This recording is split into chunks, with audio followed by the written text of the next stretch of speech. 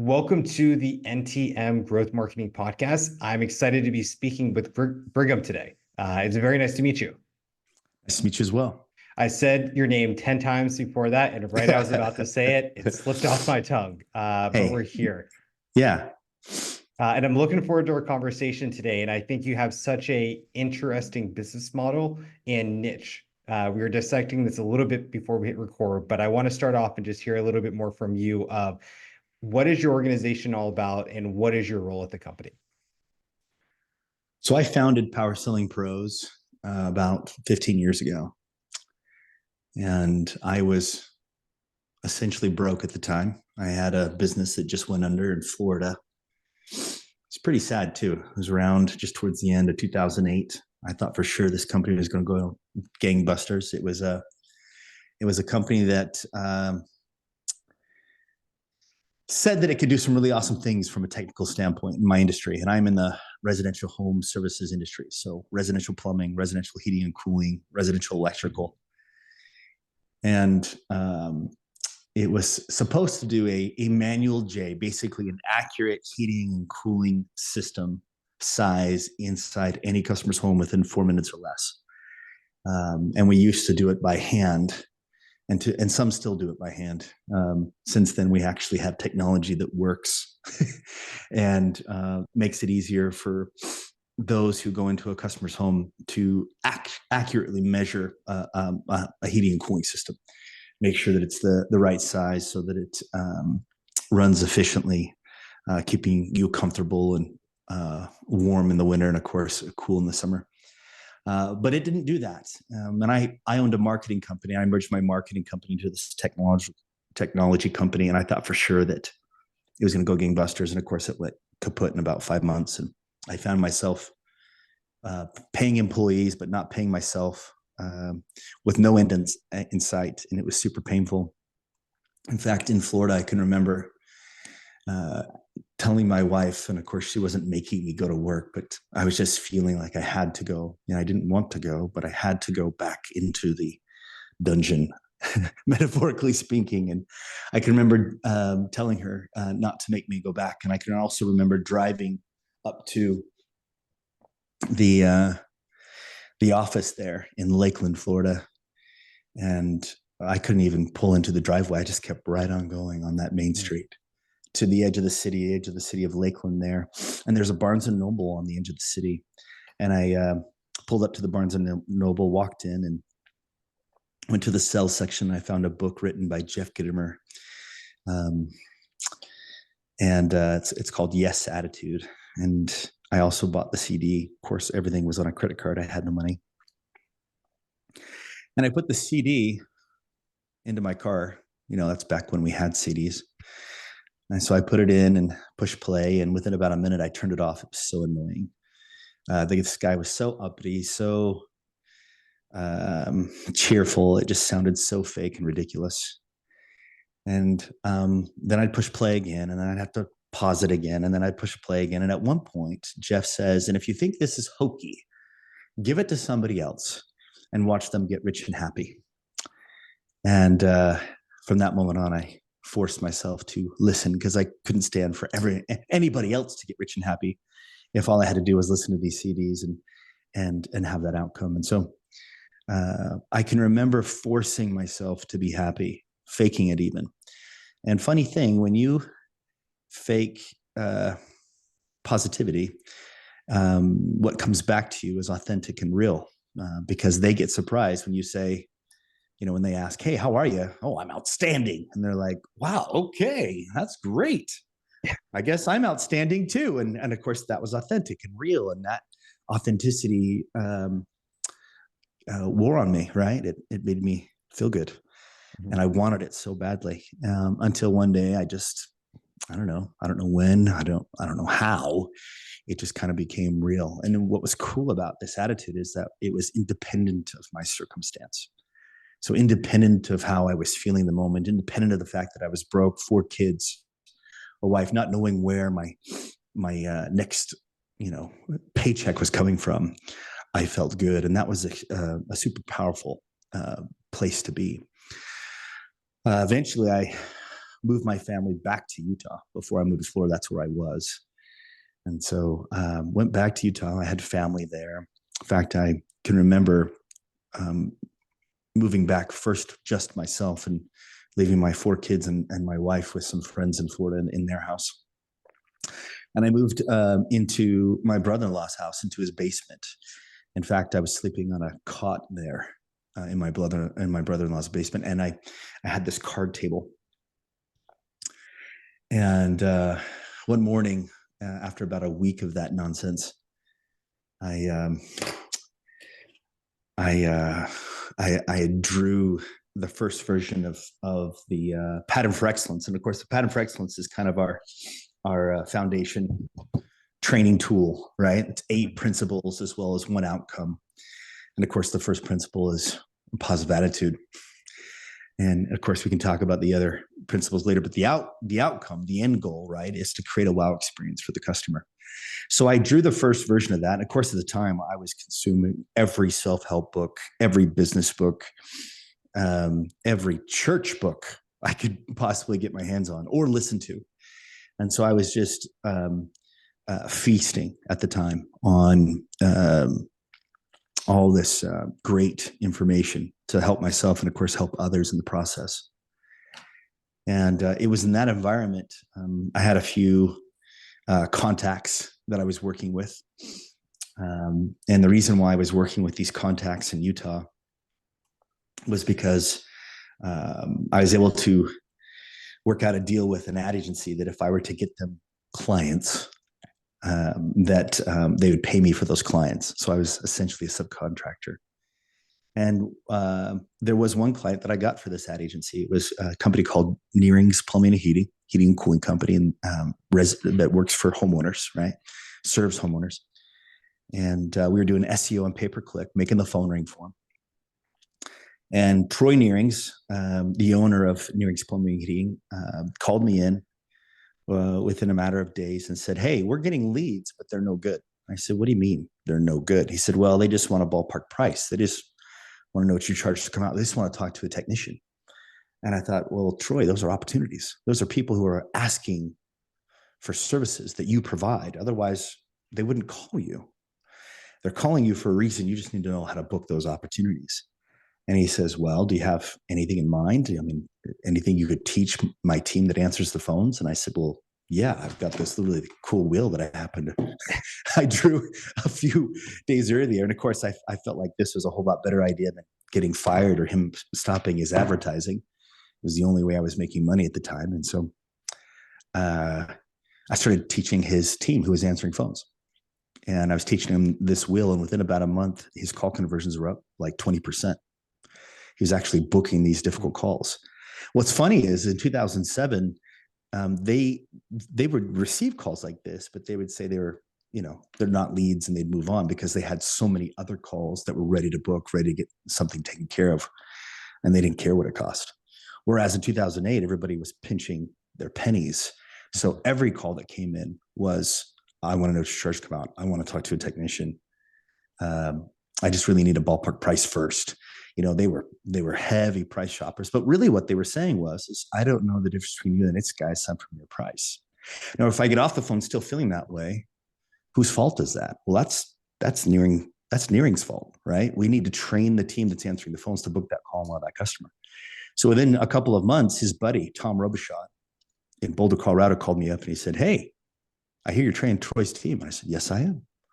And he said, "Well, would you like to train my team?" And I said, "Absolutely, but I'm going to need to do your advertising." He said, "I've got my advertising taken care of, but if you'll train my team, I'll pay you." "You'll pay me? Oh my gosh!"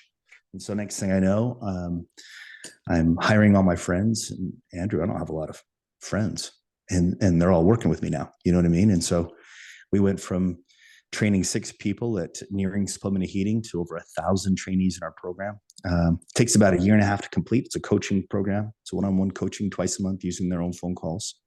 Those who are the trainees, those who are in our program. And we take them through 4 levels of certification. By the time we're done, they're booking 85% of their phone calls. They're wowing customers. And by the time they get off the phone, you are 911. There's no 912. Help is on the way. So our goal is for you to be the only one that goes out. And of course, when you're the only one that goes out, chances of making a sale go way up. Mm-hmm. So that may give you just a little taste of what we do.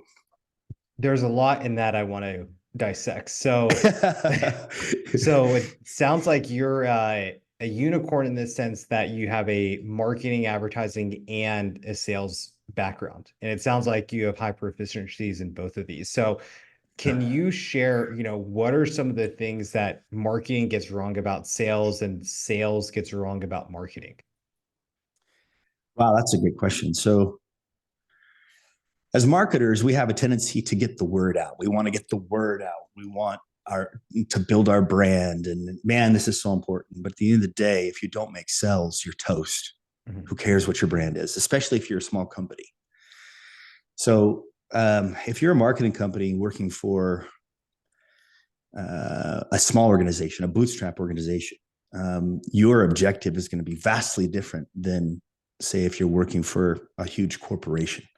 Mm-hmm. That has the bandwidth to build a brand over a long period of time, right? So as an ad agency, you've got to pick your poison. You've got to pick your customers wisely and decide what you're good at.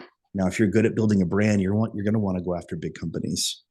If you're good at making things happen, meaning getting interested customers, go after the entrepreneurs. And then as you help them grow, do everything you can to make sure they do not outgrow you. Mm-hmm.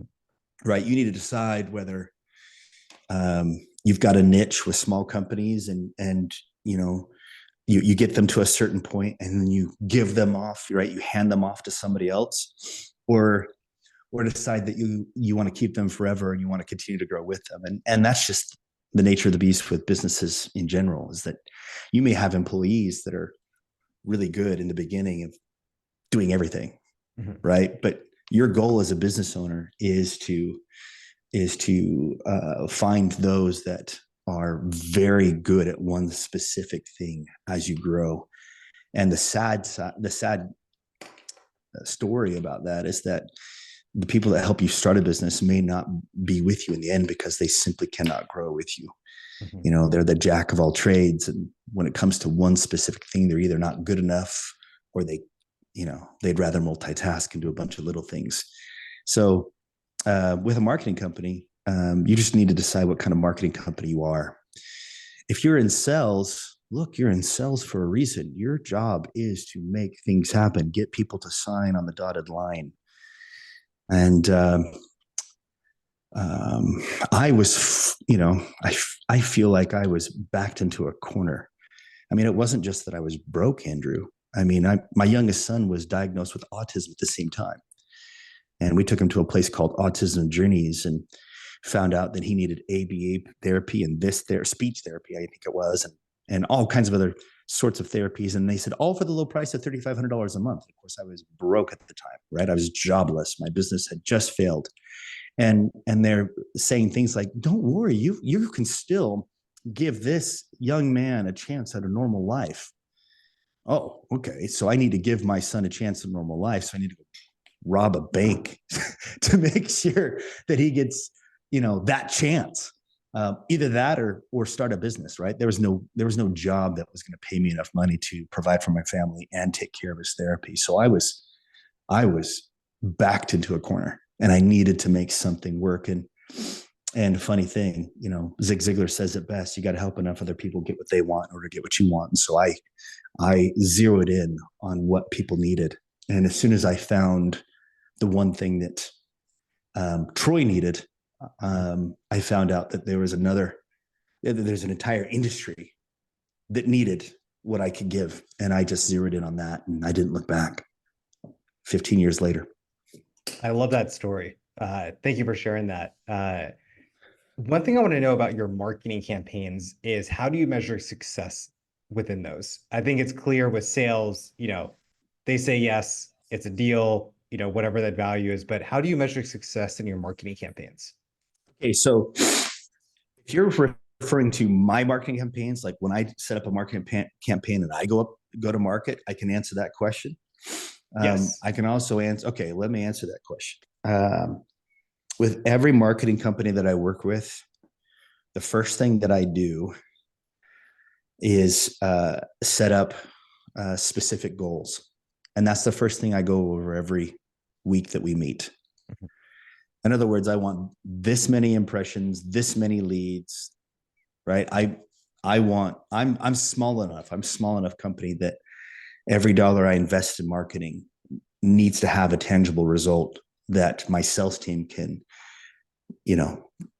take, right? If you're the quarterback, they're the receivers, and I need you to throw them the ball. Right. And I'm not going to get caught up on just impressions or just a certain amount of people seeing it. I need them to be busy, right? And there's a lot that I do to make that happen. I go to a ton of events. I speak a lot. I write books for that reason. I sign books for that. I do book signings for that reason. Because my goal is to get everybody into coaching, right? I need for my clients to experience change, right? There's three things that we do with every company that we work with. We create hope, we have compassion, and we create change, right? That's what I expect from my company to deliver, right? Change has to occur. So I have the same expectation for the marketing companies that I work with that I have for myself, if that makes sense. Does that answer your question? It does. And I was thinking of the analogy, as you mentioned football, if you're a quarterback, I don't care how many times you got to the red zone, how many touchdowns did you score in the red zone? And great point. getting to the red zone is, impressions. That's great. But, if we walk away not scoring in the red zone, what does it matter? Yeah. Yeah. And there are companies that want to build their brand, and I applaud them. And, as a small training company, we're just not there yet. So my last question today is thinking into the future. What is an element of marketing in 2024 you're excited about? And whether that's a new software, a new social media platform, just getting back to in real life events, what are you excited about this year in marketing? There is technology that is coming out that makes it easier to decipher between what marketing is working and what marketing is not. I'll give you one example of that. There are technologies coming out where sales interactions can be recorded, right? Whether it's over the phone, whether it's in the home, all of those interactions are being recorded and tracked. Now, the cool thing about that is that we can track what works and what doesn't. And, whatever gets tracked gets measured and gets repeated over and over and over again. So whether marketing companies like it or not, they really cannot hide behind, it's the impressions, it's the amount of hits, and it's so on and so forth. And, when I used to be in marketing, I used to say the same sorts of things. That's how I'd keep the business around. And it's tough for marketers because, it seems like they have to prove themselves every month. Right. With the intangibles, right? They hide behind the intangibles. Well, now that we have better tracking, there's no hiding behind that curtain, right? Mm-hmm. The curtain's being pulled back. And so it's sink or swim for the marketing industry right now. Mm-hmm. So it's time to swim, boys. Let's go. We're talking about Facebook ads before we hit record, and Facebook ads is, so black and white. You're either helping me grow profitably or you're not. There's no hiding behind anything else. Facebook ads are here to be a, driver of leads and new business to an organization. Yeah, for sure. So lastly, let's just wrap up with some ways to follow up with you, learn more about your organization. All right. So Power Selling Pros is the website. So POWERSELLING PROS.com. That's probably the best way to get hold of us. If you feel like, oh my gosh, these guys could probably help us, right? Because once the marketing has done its job, right? And if they can fog a mirror, it's a lead, right? If they call in, if they reach out, the marketing has done its job, right? That's the quarterback doing its job. Now we need to make sure the receivers handle it well. Mhm. And that's what we do. We train the receivers to, whether it's somebody taking a phone call or taking an email, we monitor that entire process and provide coaching and training based on that process. So in a way, we make marketers look really, really good. Love it. Thank you so much for your time today. You bet.